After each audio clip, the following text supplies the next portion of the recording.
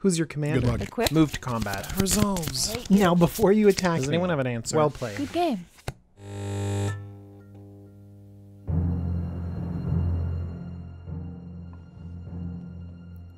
Hello, this is DJ, and you're watching the Jumbo Commander YouTube channel. Today I want to talk about a handful of cards that you might not be aware of, and that's because it came out with the Magic the Gathering Game Night product. This product, well, it wasn't really marketed towards enfranchised Magic players or Commander players. This was more for the casual. This self-contained game can be picked up at a Target or Walmart. You bust it open, it has 5 decks, and you kind of play it against each other, and it has some interesting interactions to it. It could be a fun game, and priced at $35, it fits that market pretty well. If you're interested in the product as a whole, I'll have a link in the description that'll take you to the professor's review of it on Tolarian Community College, and a link to buy it on tcgplayer.com, but I care about the 5 unique cards that came with this product, because they're surprisingly interesting, and they might have gone unnoticed by many of us. So I want to see what Game Night has to do with EDH. There was one brand new card in each color, and let's start with white. Militant Angel. 3 white for a 3/4 flying lifelink angel. And when Militant Angel enters the battlefield, create a number of 2/2 white knight creature tokens with vigilance equal to the number of opponents you attacked this turn. I love it when cards interact with the multiplayer nature of Commander. It's just awesome. 5 mana 3/4 flying lifelink, it's mediocre. But if you get a single knight, then it turns out to be pretty good. If you're in a 4-player game and you have an aggressive deck that attacked all of your opponents, then suddenly you have a 5 mana 3/4 flyer and 3 2/2 knights with vigilance. Yeah, that's pretty impressive. That's 9 power, 10 toughness across 4 bodies. It's very good. In comparison, powerhouses from the old days like Cloud Goat Ranger give you 4 bodies, but they're 1/1s, and the Ranger's not as impressive as the Angel. Captain of the Watch is 6 mana, and it does give us 2/2s, but they're also very vulnerable when the Captain of the Watch ends up dying. We can get 3 bodies for 5 mana with Righteous Confluence, but then we end up not having that 3/4 body. Gideon's Phalanx, by the way, gives us 4 bodies. Okay, we're getting there. That's the 4 bodies we need, but for 7 mana. Gideon's Phalanx, by the way, has the potential to be a huge blowout card in Commander, and I never see it played. It is very unwieldy at 7 mana, but I have a feeling that someone out there should be using Gideon's Phalanx that isn't, so pay attention to that. So Militant Angel has a few more hoops than I usually like to jump through. I don't like to attack a bunch of different opponents, I just want my knights no matter what. But it seems to have a place somewhere in Commander, and I don't see a lot of people talking about it.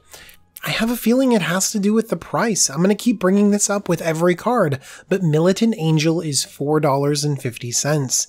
That seems overpriced, because it kind of is. All the other cards I named are way cheaper than this. I suspect the reason for this inflated price is that they can only be found in this Game Night box set. And if there aren't other cards in the set to command a high value, and there aren't really, then some of these cards will be carrying all of the weight of that $35 price tag.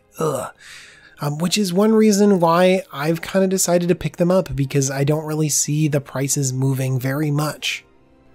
My true hope is that a bunch of these languish on the shelves, they get pulled off, and then they get scrapped into singles to make a few bucks, and then the price on these go way down, and you can get copies for much cheaper. Okay, but let's move on to the next beefy flyer in our list, and that's Inspired Sphinx. 5 blue for a flying Sphinx, and when Inspired Sphinx enters the battlefield, draw cards equal to the number of opponents you have. That's a 7 mana 5/5 flyer that draws you 3, and it's not even done yet. You can pay 3 and a blue to create a 1/1 colorless Thopter artifact creature token with flying. This immediately has me thinking of Sphinx of Athun, 7 mana for a 5/6 flyer, similar stats, and when it enters the battlefield, you reveal the top 5 cards of your library, your opponent separates them into 2 piles, and you get to choose one. I believe that Sphinx of Athun is a far more powerful draw effect. 3 raw cards in a 4-player game is, well, pretty good, but choosing the best 2 is just better. Sphinx of Athun digs you deeper. And it's also very expensive and unwieldy in terms of, the mana cost, 7 mana, but so's the Inspired Sphinx, so I have a feeling these are comparable. But, of course, you have to bring up the idea of like Unesh, Cryosphinx Sovereign, because it does something similar for 6 mana. And the great thing is that it actually makes all these other Sphinxes cheaper. We just have another awesome Sphinx. Just imagine if Inspired Sphinx instead said 3 blue 5/5 flyer, draw 3 cards. Oh, by the way, and do a mini factor fiction because that's what Unesh allows you to do. And it has that tacked on ability. So we can see that Inspired Sphinx really does have a place in our format. Let's mention that activated ability. I don't think it's great. I really don't. It's nice that it doesn't have a tap ability because if you get infinite mana in some way, shape, or form, you can make infinite Thopters. That's nothing to scoff at. But you're not going to be activating it very often. There's tons of ways to make infinite tokens, but what popped into my mind was Drogskull Cavalry, another 7 mana flyer that has this 4 and a colored activation for a flyer. And yeah, that was not something that I really cared to activate. Never. I'm not super excited about it. I don't think about it. So Inspired Sphinx might be just stuck in Sphinx Tribal. And by the way, we have Sphinx of Athun, well under $1. Unesh, well under $1. And just Inspired Sphinx coming in at $3.50. It doesn't even hit those budget decks, which really makes me a little bit disappointed about these prices. But it's definitely something that some of you might want on your radar.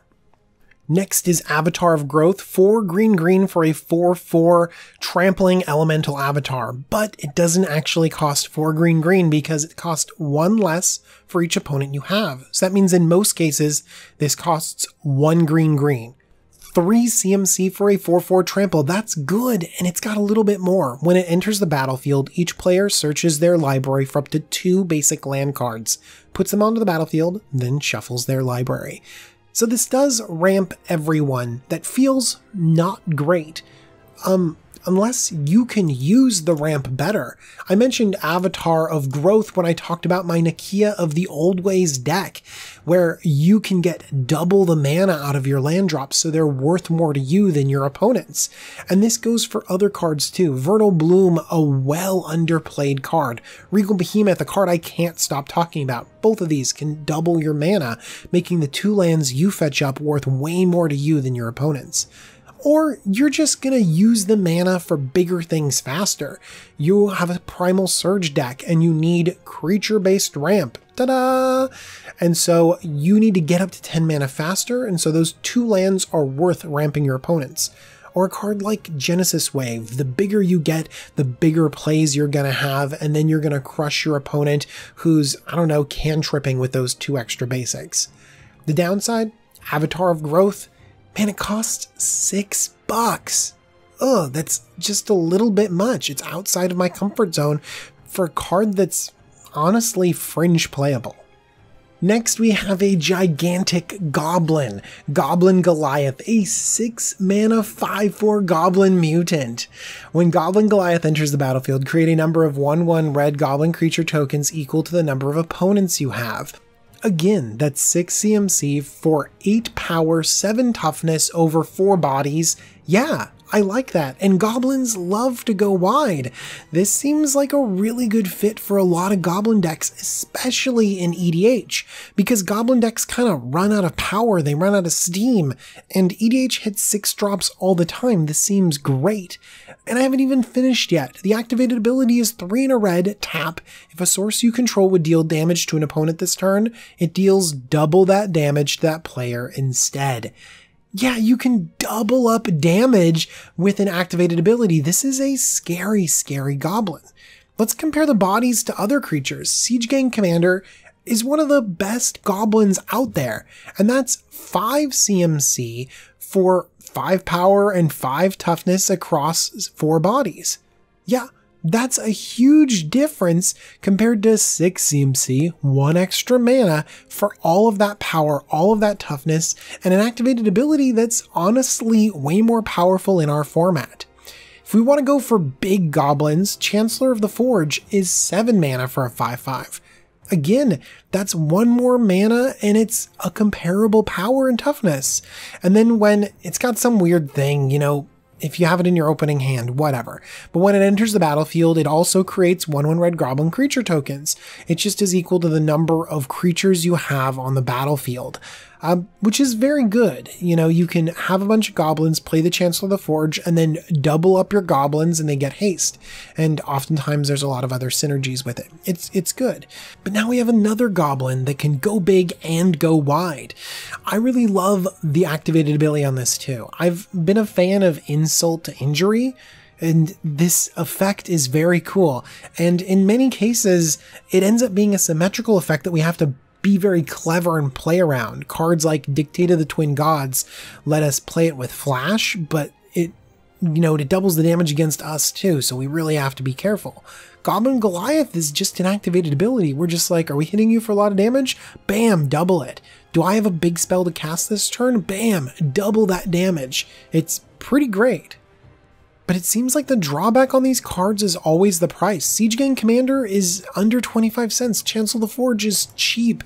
Same thing with Dictate of the Twin Gods and Insult to Injury. None of these are expensive cards, yet Goblin Goliath is coming in at $4.50. It just again is a little bit too expensive. But again, if you're looking for this type of goblin card to fit your goblin EDH deck, you might be worth the price because it really does fill a need for our format.